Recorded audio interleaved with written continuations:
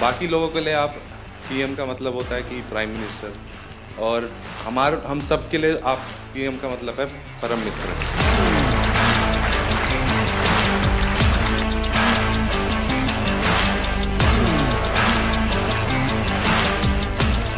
शीतल की सिग्नेचर मिल जाएगी आज मुझे। जाने से पहले आप जब सबसे बात करते हो और फिर आने के बाद सबसे मिलते हैं, आई थिंक सारे मेडलिस्ट, सारे एथलीट यही सोचते हैं कि हमें यही मौका मिले। सर, लोग पैरा को अभी तक अपनाए नहीं जिस तरह आपने अपनाया है। मैं बहुत लोग को बोलता है हमारा ब्रांड एम्बेसडर कौन है, हमारा मोदी जी हमारा ब्रांड एम्बेसडर।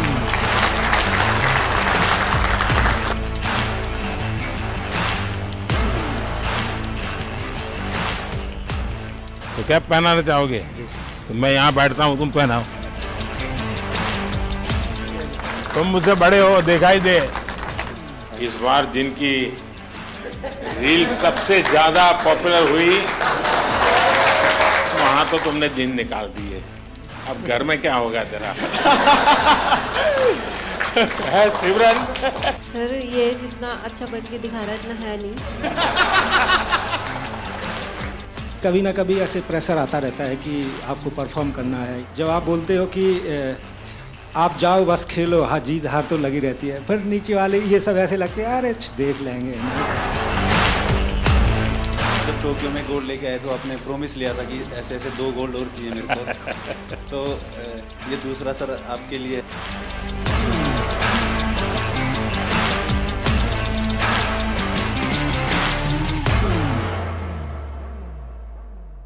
आज मुझे आपको सुनना है, आप लोगों के क्या अनुभव रहे, वहाँ सबसे मिलते होंगे, कुछ न कुछ अच्छी बातें हुई होगी, वो मैं जरा सुनना चाहता हूँ। सर नमस्ते, हर हर महादेव सर। हर हर महादेव। सर, मैं ब्लाइंड जूडो से कपिल परमार 60 केजी खेलता हूँ सर, और मेरा एक्सपीरियंस ये रहा कि मैंने बहुत ज़्यादा कंपटीशन खेल लिए थे। 2021 से लेके तो मैं 16 कंपटीशन खेले सर, जिसमें मेरे 14 में मेडल थे, जिसमें 8 में मेरे गोल्ड थे, ब्राउन, सिल्वर। एशियन गेम में भी मेरा सिल्वर था, वर्ल्ड गेम में ब्रॉन्ज था, और वर्ल्ड चैम्पियनशिप ब्रॉन्ज था। तो सर मेरा डर निकल गया था, ओलंपिक का इतना प्रेशर नहीं था क्योंकि मैंने कंपटीशन बहुत ज़्यादा खेल लिए थे सर। तो सर मेरा एक्सपीरियंस ये है कि थोड़ा सा प्रेशर था। तो हमारे देवेंद्र भाई साहब, झांझड़िया जी भाई साहब ने मेरे से एक बात बोली थी कि अपने को अपना बेस्ट देना है। बोला था कि जो आप प्रैक्टिस में करते हो वही आपको करना है। और सर मेरे कोच हैं, उनका भी, मेरे मनोहर अंजार जी, उनका बहुत आशीर्वाद दिया, क्योंकि हम लोगों को संभालना मुश्किल ही नहीं नामुमकिन है। क्योंकि सर हम हर कहीं टकरा जाते हैं और कोई हमसे आके टकरा जाता है। तो मैं उनसे पूछता हूँ कि आप ब्लाइंड हो कि मैं ब्लाइंड हूँ। सर बहुत बार ऐसा होता है, तो बस सर के हाथ पकड़ के चलते, हाथ पकड़ के आते हैं, वो थोड़ा बहुत जो दिखता है उसमें अपना काम कर लेते हैं सर। और सर आपका बहुत आशीर्वाद रहा। अच्छा कपिल, उस दिन तुमने मुझे बताया कि स्टेडियम में से कपिल कपिल कपिल इतनी आवाज आ रही थी। जी सर। तो मैं मेरे कोच की सूचनाएं सुन नहीं पा रहा था। वो मैं एक्चुअली एक्सपीरियंस करना चाहता हूँ, कैसे आपके कोच कहाँ है सर? हाँ जरा बताइए क्या मुश्किल होता है। सबसे अहम बात है ब्लाइंड जूडो में कि जो इंस्ट्रक्शन हम लोग बाहर से देते हैं, जो इनको सिखाया जाता है, उसमें हम लोग एक कोडिंग करते हैं कि जब हम जाएंगे तो ये बोलेंगे तो तुम्हें ये करना है, क्योंकि वहाँ दिखता तो है नहीं कुछ। तो उस दिन हमारे 2 मैट एरिया थे। एक मैट पे हमारी बाउट चल रही थी फाइट, और दूसरे पे जो है वो फ्रांस की फाइट चल रही थी। और फ्रांस की फाइट में इतना शोर हो रहा था, करीब 15 से 18 हज़ार दर्शक वहाँ थे। तो जिसकी वजह से जब ये सेमीफाइनल खेलने गए तो जो मैं बोल रहा था वो ये नहीं समझ पा रहे थे। और डेफिनेटली क्योंकि सेमीफाइनल का एक प्रेशर था, और जो खिलाड़ी था ईरान का, उससे पहले ये फाइनल में एशियाई खेलों में हारे थे, तो यकीनन उसका भी प्रेशर होगा।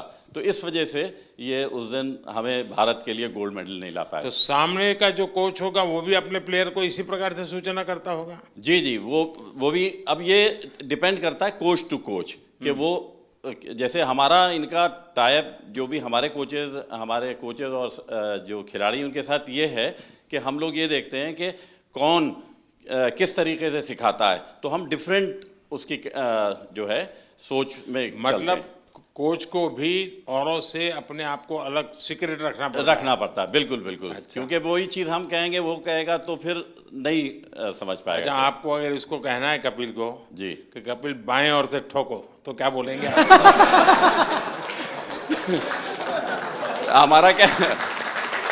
हमारा कहना ये होता है सर, कपिल ऐसा ही होता है ना। सर हाँ बोलते कि हम मार दे, तो मैं सर अटैक तो करता हूँ, कभी खाली चला जाता तो वापस खड़ा हो लेकिन जाता। टेक्निक का नाम बताते हैं। जो पोजीशन आगे पीछे पाँव की दिखती है तो वो टेक्निक का नाम जो इनको सिखाया होता है वो बताते हैं, तो फिर ये वो अप्लाई करते हैं।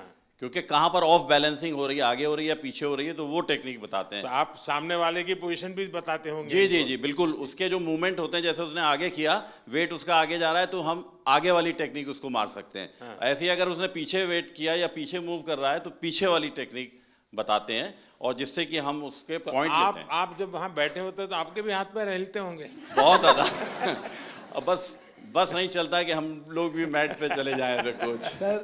सर ऐसा हो रहा था कि सेमीफाइनल में जो रेफरी थे जो मेरे हाथ पकड़ के ले जा रहे थे, उनके हाथ खुद धूज रहे थे।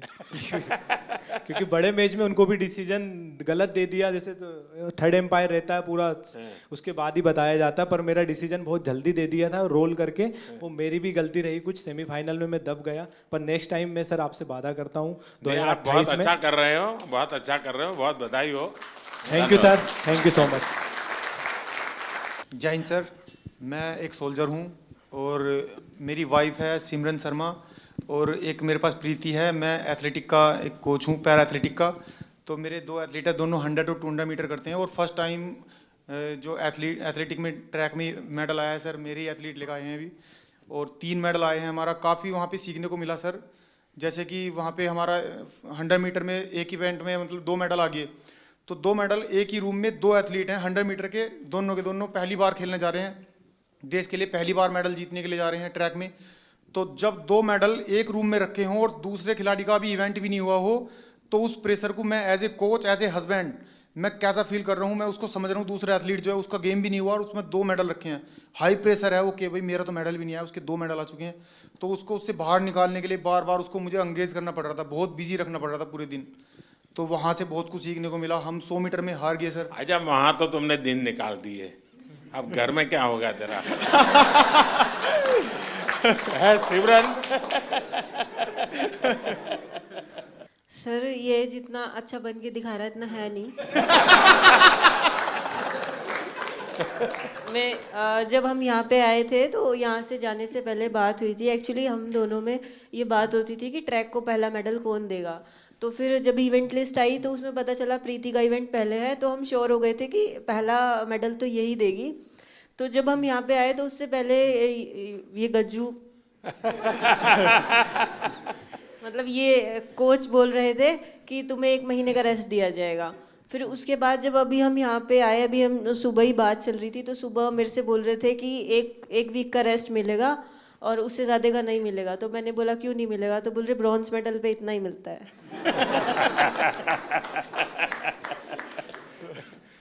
अब तुझे खाना नहीं मिलेगा।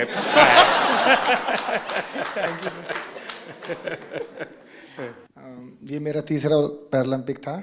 मैं पिछले में भी आपसे मिला था, आपने मुझे बहुत मोटिवेट किया था, लेकिन शायद इस बार भी थोड़ी कसर रह गई। मैं रियो पैरालंपिक में भी चौथा था, टोक्यो में भी चौथा था, इस बार पेरिस में भी चौथा हो गया सर। तो ये 4 नंबर मेरे से कुछ ज़्यादा ही प्रेम में है, तो मैं इसी 4 नंबर को शायद मोटिवेशन में लेता हूँ। तो सोचता हूँ कि अगला मेरा चौथा पैरालंपिक होगा।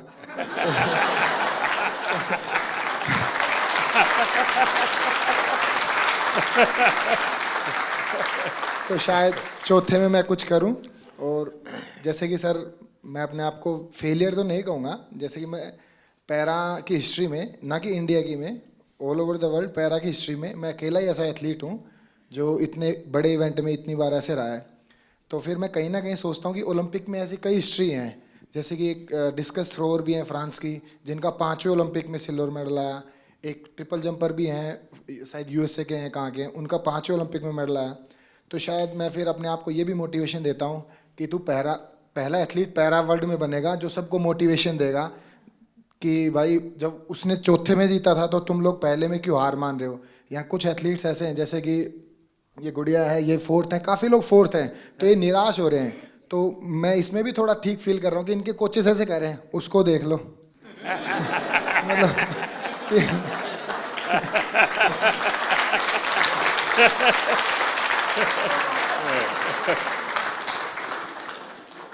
देखिए, मैं समझता हूँ कि आपका ये जो जीवन की तरफ देखने का दृष्टिकोण है ना, वो शायद आपकी सबसे बड़ी ताकत है।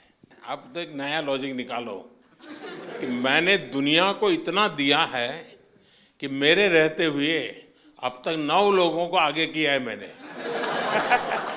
चौथे पर रह करके।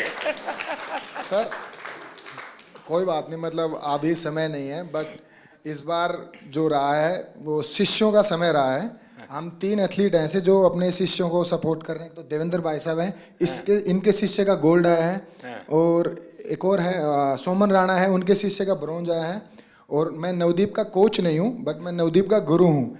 इसको मतलब जेवलिन स्टार्ट से लेके आज तक की जर्नी ऐसे बड़े भाई गुरु के तौर पे रहा है। तो इस बार मैंने नवदीप को दे दिया कि इस बार तू ले जा, लेकिन अगली बार सर जरूर पूरा प्रॉमिस करता हूँ मेरा रहेगा। और सर बीते 3 ओलंपिक जितने भी पैरालंपिक मैंने देखे हैं, उसमें मैंने ये फील किया है कि जैसे कि सभी लोग बात करते हैं ये कंट्री इतनी बड़ी है तो एक्सपेक्टेशंस पहले लेके जाते हैं, बहुत तगड़े गेम्स होंगे, बहुत तगड़े गेम्स होंगे। लेकिन सर मुझे ऐसा बिलीव है, अगर इंडिया 2036 का ओलंपिक पैरालंपिक करवाती है तो मुझे नहीं लगता धरती का उससे तगड़ा इवेंट कहीं पे हुआ होगा। तो सर हम उसमें पूरी कोशिश करेंगे कि बुढ़ापे में भी देवेंद्र भाई साहब को एक आइडल मानते हुए, अपने 8 गोडों को बचाते हुए उसमें कोशिश करेंगे उसमें भी खेल पाए। नहीं, आपका जीवन के तरफ देखने का एक दृष्टिकोण है, ये अपने आप में बहुत ही इंस्पायर करने वाला है कि भाई मैं आगे भी कुछ करूंगा और करके रहूंगा। मैं आपको बधाई देता हूं।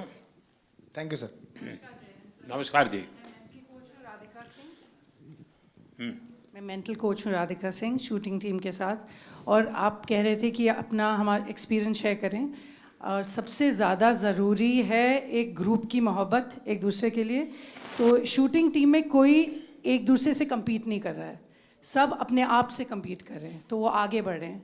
और जितनी भी उनकी क्षमता है, जितनी भी उनकी तैयारी है, उसके आगे वो अपनी वीकनेस नहीं देते, स्ट्रेंथ नहीं देख रहे, वो अपनी स्पोर्ट के लिए मोहब्बत देख रहे हैं। तो ये बहुत बड़ी बात है कि हमारी टीम बहुत जुड़ी हुई रही। और ऑल्दो मैं एक ही इवेंट के लिए 2 बच्चों को तैयार कर रही थी, कोई कंपेटिटिवनेस नहीं था उनमें। तो ये बहुत बड़ी ताकत है कि हम आपस में मोहब्बत से आगे बढ़ें, और वो मोहब्बत स्पोर्ट में दिखती है। सर नहीं, आप ये मेंटल हेल्थ को करती हैं तो उसमें क्या क्या करती हैं?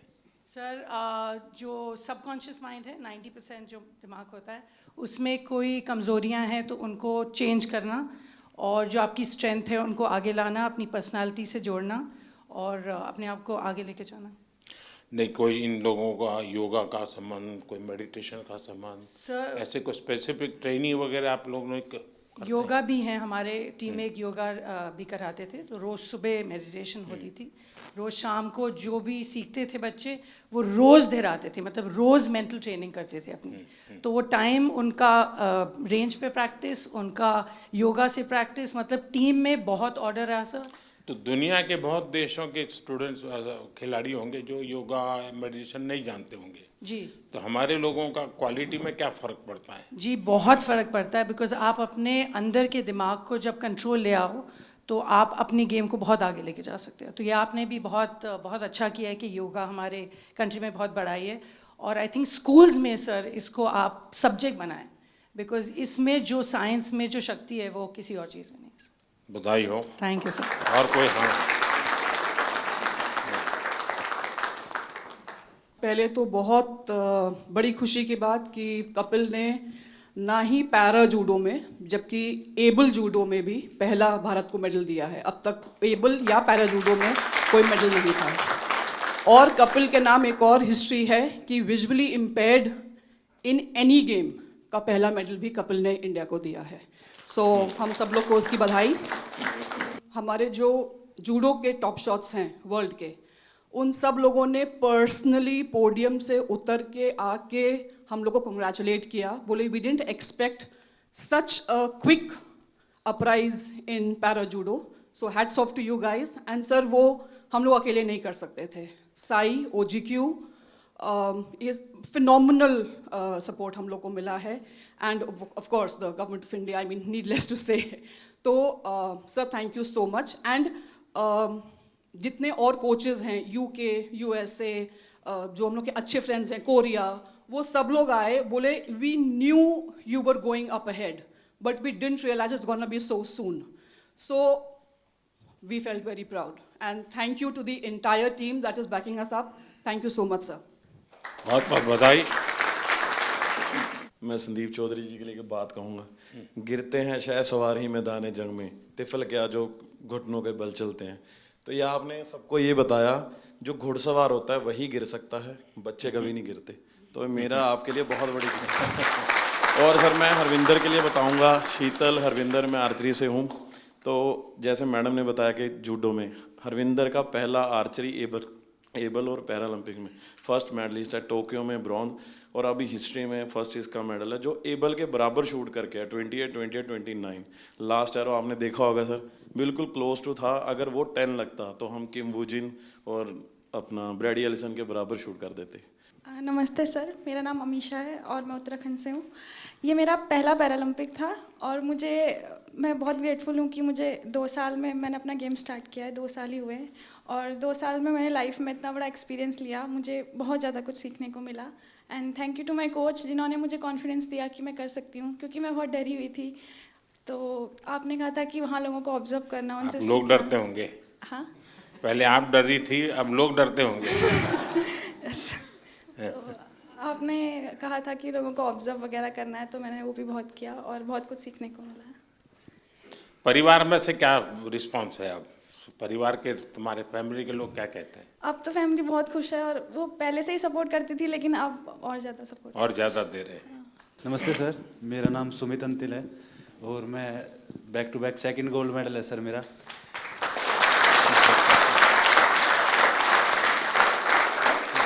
मेरे को अभी याद है सर, जब टोक्यो में गोल्ड लेके आए तो आपने प्रॉमिस लिया था कि ऐसे ऐसे 2 गोल्ड और चाहिए मेरे को। तो ये दूसरा सर आपके लिए है, क्योंकि उसके बाद में जैसे जब पैरालंपिक से पहले हम काफ़ी नर्वस थे, क्योंकि मैं आर्टिकल्स पढ़ रहा था कि हर तरफ मोस्ट फेवरेट एथलीट जो गोल्ड मेडल को डिफेंड करेगा, तो कुछ नाम आ रहे थे सर, उसमें मेरा भी नाम था। बट जब 20 अगस्त को आपसे बात हुई तो वही पल याद आ गया सर टोक्यो वाले, कि अब की बार फिर से अच्छा करना है। और हमारे साथ में मेरी पूरी टीम है सर, मेरे फिजियो, मेरे कोच, जो आप, हम सभी की तरफ से सर आपका बहुत बहुत धन्यवाद। क्योंकि हमें ये लगता है सर कि मेडल लेके आएंगे तो आपसे मिलेंगे, आपसे पर्सनली बात करेंगे, तो बहुत बहुत धन्यवाद सर आपका। भाइयों, जैसे हम सारे लोग मोस्टली स्पॉन्सर्ड एथलीट हैं गवर्नमेंट से, डिफरेंट ऑर्गेनाइजेशन से, तो वहाँ से कभी ना कभी ऐसे प्रेशर आता रहता है कि आपको परफॉर्म करना है, ये सारी चीज़ें। जब आप बोलते हो कि आप जाओ बस खेलो, हाँ जीत हार तो लगी रहती है, पर नीचे वाले ये सब ऐसे लगते हैं अरे देख लेंगे इन्हें, क्या जाता है। और जब अपने देश का प्रधानमंत्री हमें मोटिवेट कर रहा है तो ये बहुत छोटी चीज़ लगने लगती है। और लास्ट टाइम सर मैं आपसे बात की थी, मैं टोक्यो उतना अच्छा नहीं रहा था मेरा, उसमें मेरा 8वां रैंक रही थी। फिर मैंने आपसे एक क्वेश्चन पूछा था कि आप जब विदेशी जगह पे जाते हैं आपका एक्सपीरियंस कैसा रहता है, आप नर्वस फील करते हैं, क्या करते हैं? तो जो आपने जवाब दिया था कि आपके साथ आप पूरा देश एज ए रिप्रेजेंट करते हो तो आपको कॉन्फिडेंस, ये सारी चीज़ें, तो इन्हीं सब चीज़ों के साथ आज इस बार मैं भी गया था, तो सारी चीज़ें हमें ऐसे एकदम कॉन्फिडेंस दे रही थी। वो सब लास्ट टाइम जैसा प्रेशर नहीं था, मैं अपने आप को कॉन्फिडेंट फील कर रहा था। और हमारी टीम ने, गवर्नमेंट ने, हमारे कोच साहब ने, सब लोगों ने बहुत अच्छा सपोर्ट किया और ये कॉम्पिटिशन खेल के सर बहुत मज़ा आया sir. Thank you sir. Sir नमस्कार।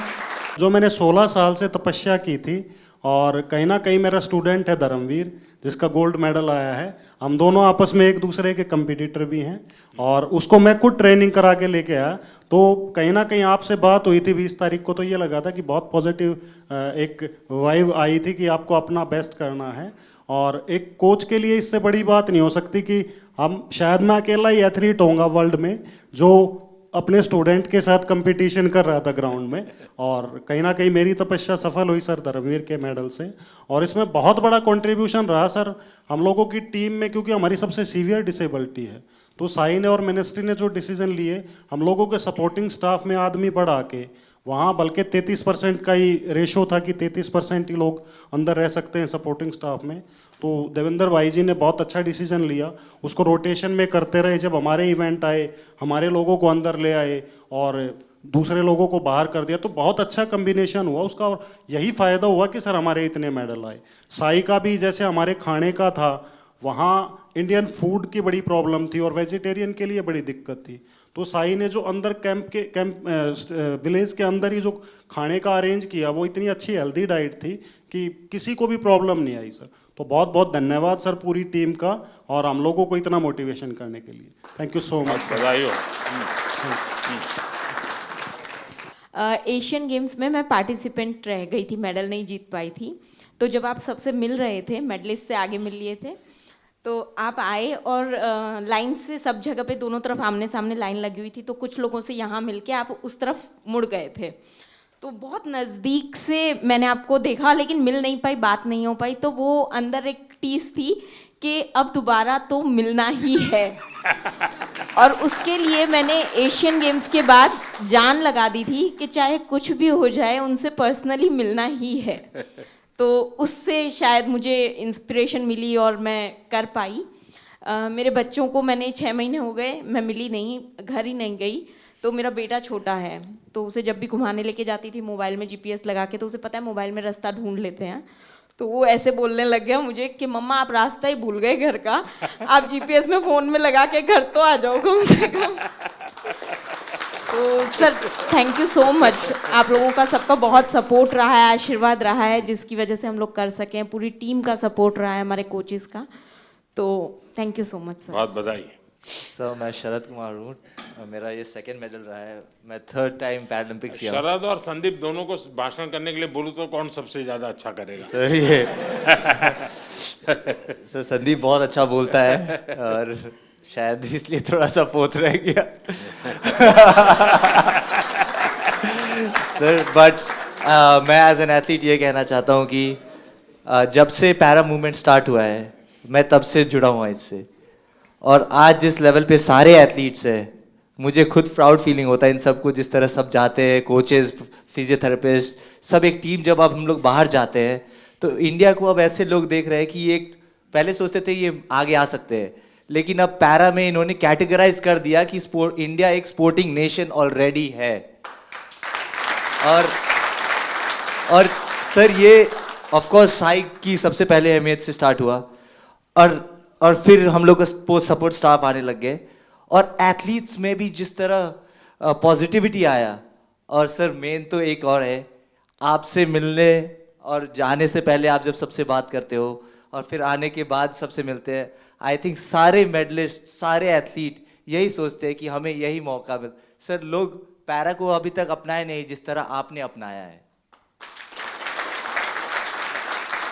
नमस्ते sir, I am Palak Kohli and ये मेरा 2nd कंसेक्यूटिव पैरालंपिक्स था। एंड टोक्यो में मैंने 4th फिनिश किया था एंड यहाँ पे मैंने 5th फिनिश किया। बट दोनों इस पैरालंपिक्स जाने का मेरा जर्नी बिल्कुल ही डिफरेंट था। मेरे को आफ्टर टोक्यो पैरालंपिक्स 2022 में सर बोन ट्यूमर हो गया था और स्टेज 1 कैंसर हो गया था। एंड नियर टू 1.5 ईयर मैंने कोई भी कम्पीट नहीं किया, कोई टूर्नामेंट कुछ भी नहीं किया। एंड लास्ट ईयर मैंने 2023 में कम बैक किया। एंड मैं काफ़ी हैप्पी हूँ और काफ़ी प्राउड हूँ कि मेरे सपोर्टिंग स्टाफ, मेरे कोचेस, गौरव सर के सपोर्ट और गाइडेंस के कारण मैं क्वालिफाई कर पाई पेरिस के लिए। एंड मेरे बहुत सारे मेजर टूर्नामेंट्स आफ्टर टोक्यो छूट गए थे। वर्ल्ड चैम्पियनशिप्स बिकॉज मेरे को वॉक ओवर देना पड़ा, एशियन गेम्स में मुझे कोविड हो गया था। इस ईयर मैंने वर्ल्ड चैम्पियनशिप क्वालिफाई किया और मैंने ब्रॉन्ज मेडल जीता। एंड फिर मैंने पेरिस के लिए क्वालिफाई किया बैक टू बैक। मेरा वर्ल्ड रैंक एकदम 38 लास्ट हो गया था बिकॉज मैंने टूर्नामेंट्स नहीं खेले थे। एंड अगेन से मैंने अपने आप को टॉप 4 वर्ल्ड नंबर 4 में आई और मैंने पेरिस के लिए क्वालिफाई किया। थोड़ा डिसअपॉइंटिंग है कि मैं मेडल नहीं जीत पाई, बट आपकी ब्लेसिंग्स और सबके साथ I think I am looking forward for LA 28 and definitely sir I like to have a picture on the podium with you sir. Thank you sir. Palak, पिछली बार तो तुम लखनऊ में तुम्हारी ट्रेनिंग होती Yes, sir. Yes, sir. तो और mummy papa से भी मेरी बात हुई थी। Yes sir, yes sir, Tokyo जाने से पहले। इस बार क्या मूड है? सर अब मैं लखनऊ में गौरव सर यहाँ पर है, सर के अंडर ही ट्रेनिंग कर रही हूँ और मैंने उन्हीं के गाइडेंस में मेरे को पैरा बैडमिंटन पता चला था। एंड घर में जब मुझे बोन ट्यूमर हो गया था तो काफ़ी सारे लोग बोल रहे थे कि पलक का तो करियर ख़त्म स्पोर्ट्स में एंड ऑल। एंड डॉक्टर्स ने बताया था कि अब हम कुछ एश्योरिटी नहीं दे सकते आप नॉर्मल लाइफस्टाइल भी हो पाओगे कि नहीं। एंड उसके बाद सर काफ़ी कॉम्प्लिकेशंस रहे।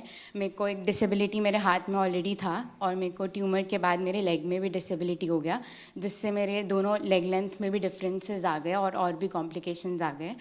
तो मेरी फैमिली हमेशा मुझे खुश देखना चाहती है और उनकी ब्लेसिंग्स हैं मेरे साथ and they want me to be happy. तो उनका बस ये कंसर्न है कि मेरे को हिम्मत नहीं हारनी। देख आप पलक, तुम्हारा केस ऐसा है कि तुम बहुत लोगों को इंस्पायर कर सकती हो इसे, क्योंकि इतनी कठिनाइयों के बाद और चलिए ट्रैक पर गाड़ी आई, ज़िंदगी बनाई, बीच में रुकावट आ गई और बीच में नई समस्या आई और फिर भी तूने अपना मकसद नहीं छोड़ा, ये बहुत बड़ी बात है। बहुत बधाई हो आपको। Thank you so much. नमस्ते सर, मैं राजस्थान बीकानेर से आया हूँ। श्याम सुंदर स्वामी नाम है, पैरा आर्चरी से हूँ। सर हमारे बीकानेर में करनी सिंह राजा वो 5 बार ओलंपिक खेल के आए थे। हम देवेंद्र भैया से हम बहुत क्योंकि 40 साल के बाद मैं एक टोक्यो ओलंपिक में पार्टिसिपेट करके आया था, तो भैया को देखा था कि भाई ये गेम होता है ऐसे, तो मैं भी फिर पैरा में सर पहले एबल खेलता था। 2016 में मेरे को पता चला कि भाई पैरा का भी कुछ है, क्योंकि भैया का अखबार में फ़ोटो आया था बहुत बड़ा, तो भैया से सीख के और फिर मैं 40 साल के बाद टोक्यो ओलंपिक पार्टिसिपेट करके आया था सर। इस बार सर मुझे बहुत कुछ सीखने को मिला, खास करके जो मेरी कैटेगरी के गोल्ड मेडलिस्ट SL3 के हैं नितेश कुमार जी, इनसे सीखने को मिला। सर पूरे लाइफ में जिनसे वो जीते, एक बार भी उनसे मैच इससे पहले नहीं जीते थे और उनकी वजह से, जबकि मैं उनको हरा चुका हूँ और मुझे उनसे सीखने को मिला है कि अगर वो कर सकते हैं तो मैं ज़रूर उनको दोबारा हरा सकता हूँ और इवन पूरे वर्ल्ड में सबको हरा सकता हूँ। Thank you sir. मेरा नाम डॉक्टर सत्यपाल है और मैं पैरा एथलेटिक्स का कोच हूँ। शायद ही यहाँ पे कोई कोच होगा जो मेरे से पहले पैरा एथलीट्स को ट्रेनिंग करा रहा होगा। मैंने 2005-06 में पैरा एथलीट्स को ट्रेनिंग कराना शुरू किया। तो जब कैसे विचार आया आपको ये? सर मैं नेहरू स्टेडियम में ट्रेनिंग कराने जाता था, तो 1-2 एथलीट्स वहाँ पे जिनके लिम्ब डिफिशेंसी थी वो आते थे, तो मैंने उनको देखा, पढ़ा, फिर देवेंद्र जी के बारे में सुना कि उन्होंने 2004 एथेंस ओलंपिक में गोल्ड मेडल जीता था। तब मैंने इसके बारे में स्टडी किया और मैंने स्टार्ट किया थोड़ा थोड़ा करना।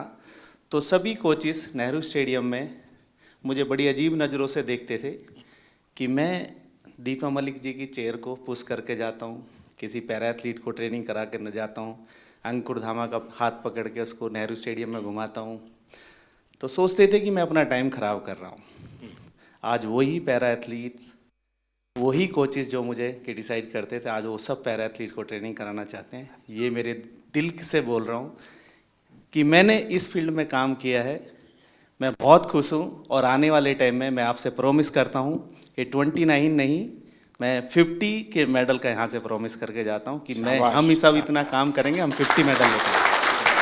Thank you sir. देखिए साथियों, ये बात सही है कि हर खेल में जो सपोर्ट स्टाफ होता है या कोचिंग करने वाले लोग होते हैं, बहुत मेहनत करनी पड़े हर क्षेत्र में, लेकिन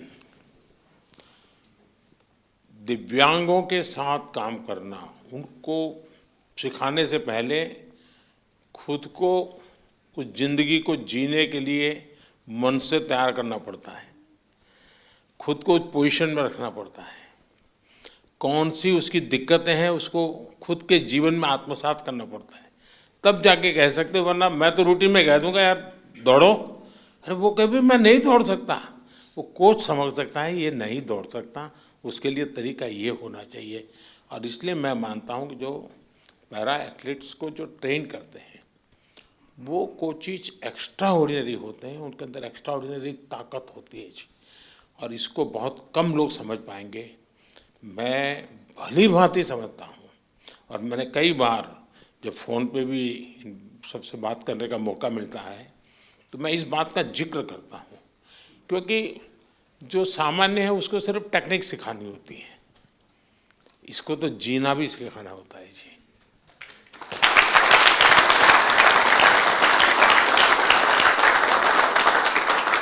इसलिए ये वाकई बहुत बड़ी साधना है जी, और इसलिए मैं तो मानता हूँ कि आप जो साथी ये काम कर रहे हैं वो सबसे ज़्यादा अभिनंदन के अधिकारी हैं। सर अभी मैं इंटरनेशनल कंपटीशन में जाने का स्टार्ट करके 30 साल हो गया। इवन एथलीट, एडमिनिस्ट्रेटर, हम एक टाइम में एक भी फ्लैग नहीं देखता था, अभी इंडिया का फ्लैग हमको दिखने का स्टार्ट हो गया।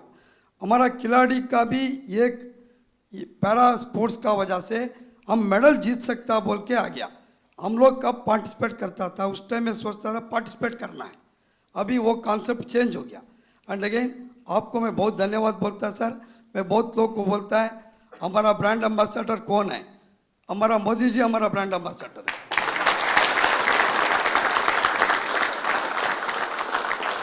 And again sir, India able body में भी हम अच्छा मेडल लेके आ सकता है, इसलिए मैं ईस्ट जर्मनी में था, केन्या में भी था। इंडिया में आजकल वेरी गुड फैसिलिटीज है, वो ठीक से यूज़ करना है। फिजिकल एजुकेशन टीचर को एक्टिव कर दिया तो 100% हम अच्छा मेडल लेगा sir. Thank you sir. Sir मेरा नाम निशाद कुमार है और मैं T47 हाई जंप से हूँ और मैंने बैक टू बैक पैरालंपिक्स में सिल्वर मेडल जीता है। सर मैं अपना एक्सपीरियंस शेयर करना चाहता हूँ कि जब मैंने हम टोक्यो के लिए टीम वहाँ पहुँची थी तो वहाँ कोविड था, तो उस टाइम ऑडियंस के बगैर हमने कॉम्पीट किया था। तो अभी हम पैरालंपिक्स में पेरिस में खेले तो वहाँ पर एकदम पूरा स्टेडियम भरा हुआ था। तो जिस दिन मैं कम्पीट कर रहा था पूरी ऑडियंस इंडिया नाम से चला रही थी, तो वो बहुत हमें मोटिवेट मिला, उससे पुश मिला अपनी परफॉर्मेंस को और मेडल डिफेंड करने के लिए। और अगले दिन मेरी मेडल सेरेमनी थी और वहाँ पर मेडल के बाद मैं अपने दूसरे टीम मेंबर्स को हाई जंप में सपोर्ट करने के लिए पहुँचा तो मेडल मेरे गले में था। और उस टाइम फ्रेंच फैमिली मेरे को देख रही थी कि कल हम इस खिलाड़ी को सपोर्ट कर रहे थे, आज ये हमारे बीच में बैठा है। और ये काफ़ी टाइम से वो मुझे देख रही थी कि हमें कब मौका मिले इस खिलाड़ी के साथ फ़ोटो लेने का। तो जैसे ही कंपटीशन ख़त्म हुआ तो मैंने अपनी फ़ोटो के लिए मैं नीचे गया फ़ोटो के लिए, और उन्होंने मुझसे फ़ोटो मांगी तो उनके बच्चे थे साथ में छोटे छोटे, तो मैंने उनके साथ फ़ोटो ली और उनके हाथ में, बच्चों के हाथ में मेडल दिया। वो आई थिंक 6 से 7 साल के होंगे।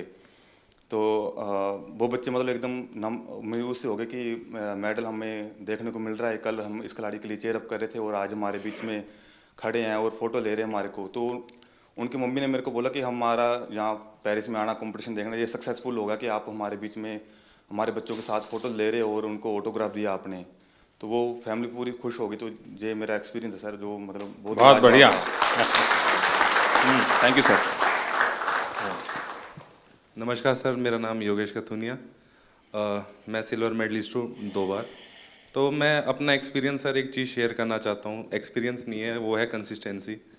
वो कंसिस्टेंसी सर आपकी वजह से आई है, क्योंकि आपने जो डिफरेंट स्कीम्स इंडिया में लॉन्च करी है, चाहे वो टॉप स्कीम्स हो, खेलो इंडिया स्कीम्स हो, NCOEs हो, वो सर आपकी वजह से है कि आज हम सारे 29 मेडल्स लेके आए हैं। और सर मैं एक चीज़ और कहना चाहूँगा, बाकी लोगों के लिए आप PM का मतलब होता है कि प्राइम मिनिस्टर, और हम सब के लिए आप PM का मतलब है परम मित्र। वाह, मुझे ये पद आपने दिया, बहुत अच्छा लगा। मैं भी चाहता हूँ जी, सच्चे अर्थ में एक मित्र के रूप में आपके साथ काम करता रहूं। सर मेरा नाम नवदीप है सर। मैं इस बार जिनकी रील सबसे ज्यादा पॉपुलर हुई,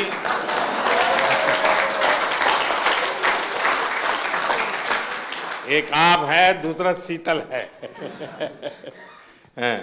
सर मैं F41 कैटेगरी में जेवलिन थ्रो करता हूं सर, दूसरी बार पैरालंपिक पार्टिसिपेट कर रहा हूं सर। मेरा इवेंट है ना सबसे लास्ट दिन था सर, और मैं तकरीबन 21 तारीख को चला गया था सर उधर।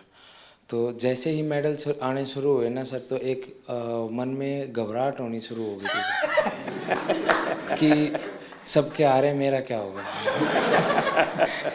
तो सर पर फिर भी सर जैसे सीनियर एथलीट्स थे सर, जैसे सुमित भाई था, अजीत भाई साहब थे, संदीप भाई साहब थे, देवेंद्र सर थे, सबसे सर एक दिन मिलके सर एक्सपीरियंस गेन किया सर कि आप कैसा फील करते हो, मेरे को क्या करना चाहिए।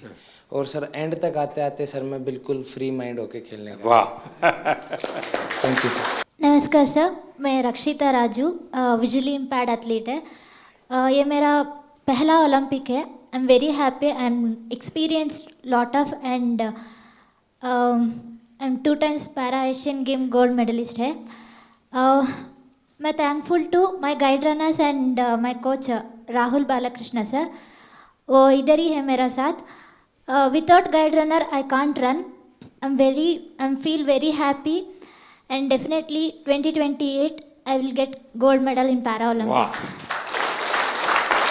Congratulations and wish you all the best. My guide runners and my coach motivated lot of me.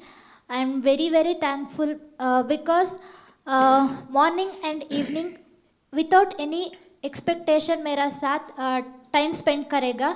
मैं बहुत बहुत धन्यवाद सर. वाह. चलिए साथियों, मुझे बहुत अच्छा लगा आप सबसे बात करने का अवसर मिला.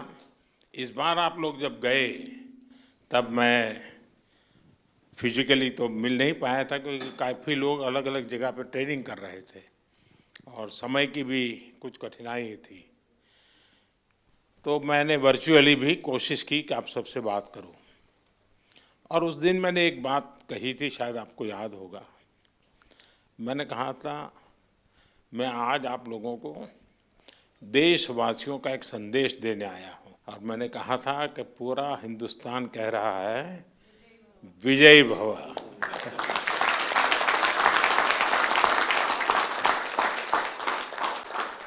आपने देशवासियों की जो भावना थी ना, उसको बराबर मन में ले लिया कि नहीं, देश चाहता है हम करेंगे.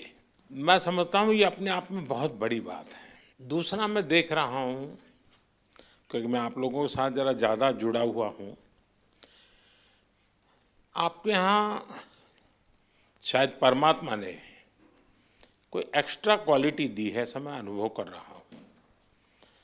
शरीर में कुछ न कुछ कमी जरूर होगी, लेकिन आपके व्यक्तित्व में परमात्मा ने कुछ एक्स्ट्रा दिया है.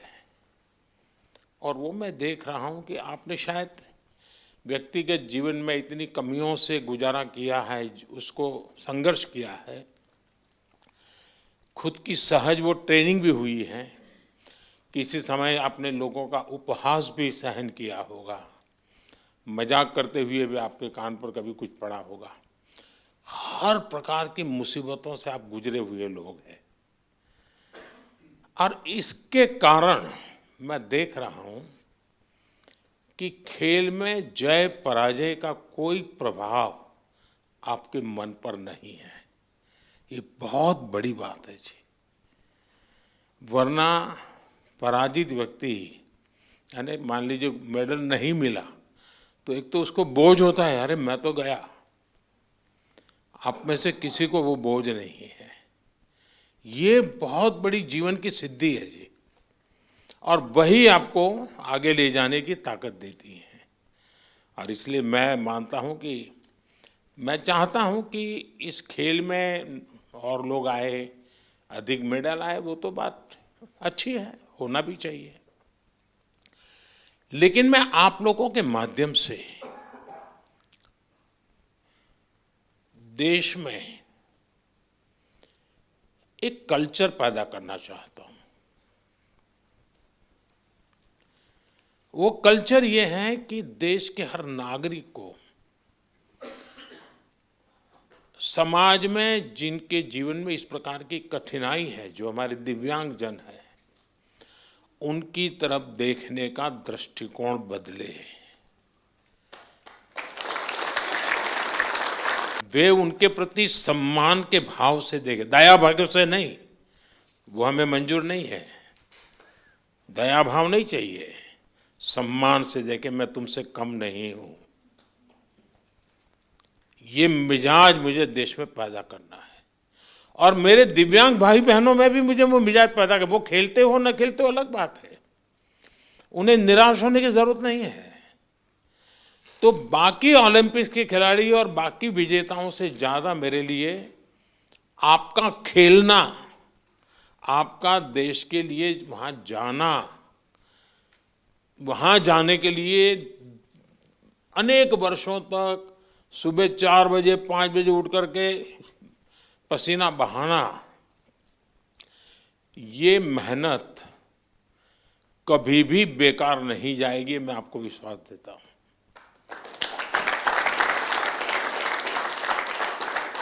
क्योंकि अब आपके लिए भी, सभी दिव्यांगजनों के लिए समाज में एक नया वातावरण पैदा होना शुरू हो चुका है। व्यवस्थाएं भी विकसित हो रही हैं।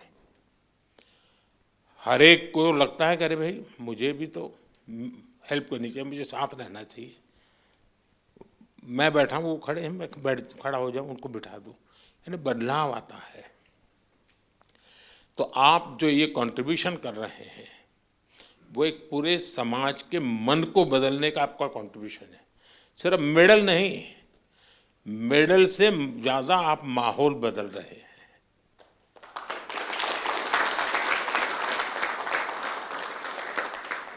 हर दिव्यांग जन के मन में आप एक विश्वास पैदा कर रहे हैं कि हम भी कुछ कम नहीं है। और मैं मानता हूं कि हमने इस चीज़ को उसी रूप में करना है। आखिरकार मेडल की संख्या, आजकल तो युग ही ऐसा है कि इन चीज़ों को काउंट किया ही जाता है।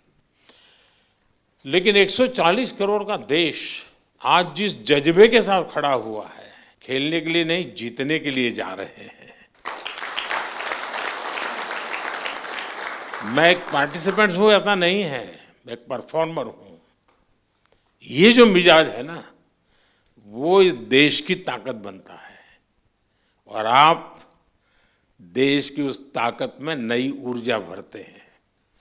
तो मेरी तरफ से आप सबको बहुत बहुत बधाई। सबका मूड देख करके मुझे अच्छा लगा।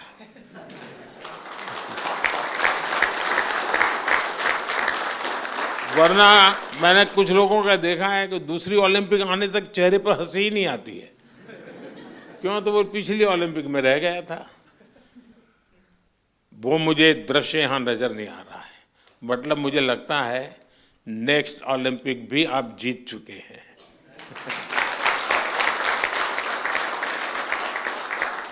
ये आपके आंखों से मैं पढ़ पा रहा हूँ, आपके अंदर जो विश्वास वो मैं देख पा रहा हूँ। तो साथियों, मेरी तरफ से बहुत शुभकामनाएं हैं, बहुत बधाई, धन्यवाद।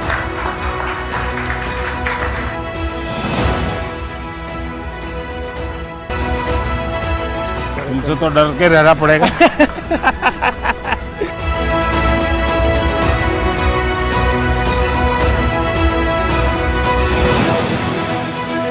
वणक्कम, बहुत अच्छा किया इस बार। हाँ, चले।